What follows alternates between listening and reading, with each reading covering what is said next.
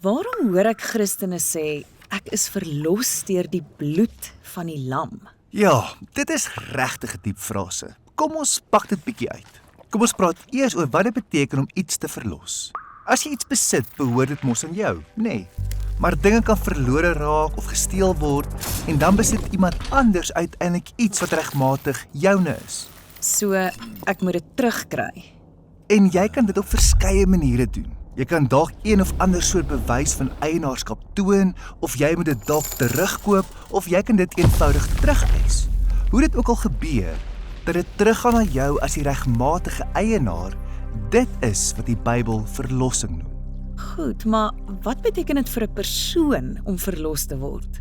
Ja, so stel jou voor dat jy in antieke Bybeltye gelewe het en dat jou geld opgeraak het. As laaste uitweg kan jy jouself as 'n slaaf verkoop om daardie skuld terug te betaal. Ek het my vryheid verloor. Reg, maar 'n familielid kan met geld kom wat 'n losprys genoem word en jou opeis. En daardie persoon is 'n losser genoem en hulle het jou terug in die familie geplaas. Ek verstaan dit. OK, nou die verhaal van die Bybel begin met hierdie groot idee dat die hele skepping, veral die mensdom, aan God behoort. Maar tragies genoeg het mense uiteindelik korrup geword en die slawe van die dood geword. God wil die mensdom terug hê en daarom gaan die verhaal van die Bybel basies oor hoe God ons terugneem in sy besit, dit wil sê ons verlos. Goed, so waar pas die bloed van die lam in dit alles in? Ja, vir hierdie laaste stap moet ons 'n verhaal vertel. In die boekrol van Eksodus het Farao die lewens van al die Israeliete geëis en hulle sy slawe gemaak. Ja, hulle het hulle vryheid verloor. Maar hulle behoort nie aan Farao nie. Israel behoort aan God. Reg. So God konfronteer Farao en eis: "Laat my mense gaan. Anders gaan ek hulle terugneem met 'n vertoning van my mag." Bedoel jy die plaag? Maar hulle werk nie. Farao weier om God se aanspraak op Israel te erken. Reg. In een finale daad van mag maak God dit dus aan Farao duidelik dat nie net Israel nie, maar alle lewe aan hom behoort. God sal 'n dodelike plaag deur die land ontketen om Farao te dwing om die Israeliete vry te laat. Maar hierdie plaag het nie net Farao en Egipte getref nie. Dit sal ook die lewens van Israeliete eis. Wel onthou, elke lewe is reeds 'n slaaf van die dood. Maar God voorsien 'n manier om veilig te wees teen die pes.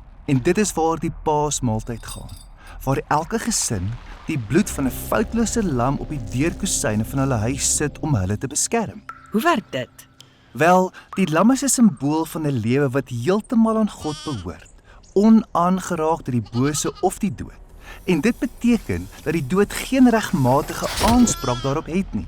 En die bloed daarvan? Wel, die bloed is 'n simbool van sy foutlose lewe wat aan die dood oorgegee is. Maar wag, jy het gesê die dood het geen aanspraak op die lewe van hierdie lam nie. Waarom het dit dan gesterf?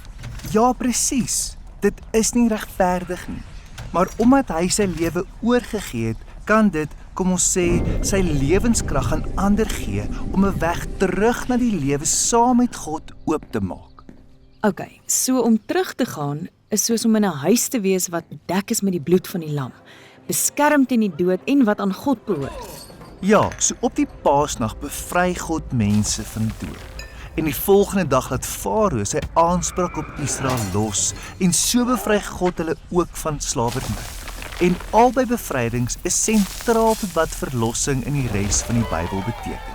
Goed, God het Israel nou vir 'n groter doel verlos, nie waar nie? Ja, sodat hulle God se vennote kon wees en sy karakter aan die nasies kon verteenwoordig. Maar Israel se verhaal word tragies naarmate hulle saam met die res van die mensdom slawe word van hulle korrupte begeertes en die dodelike geweld wat dit tot gevolg het. En in plaas daarvan om in vryheid te lewe, bly Israel dus deur die dood opgeëis. So, hoe kan Israel of enige iemand anders dan werklik van die dood verlos word? Ja, dit is die vraag wat ons by die verhaal van Jesus bring.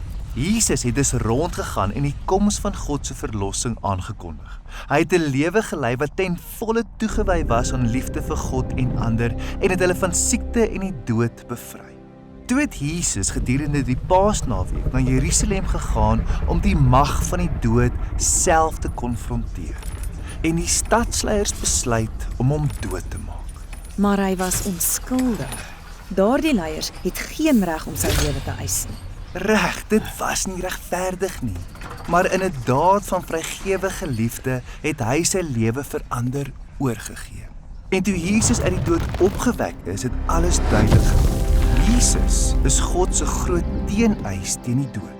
En die lewe van Jesus, wat deur sy bloed verteenwoordig word, is 'n bedekking vir enige iemand wat toevlug by hom neem. Die dood kon nie aanspraak op hom maak nie, en uiteindelik kan dit ook nie aanspraak op jou maak nie. So wanneer Christene sê, ek is verlos deur die bloed van die lam, Is wat hulle bedoel dat hulle, weens Jesus se lewe, deur God teruggewen is tot vryheid en tot 'n soort lewe wat buite die mag van die dood is.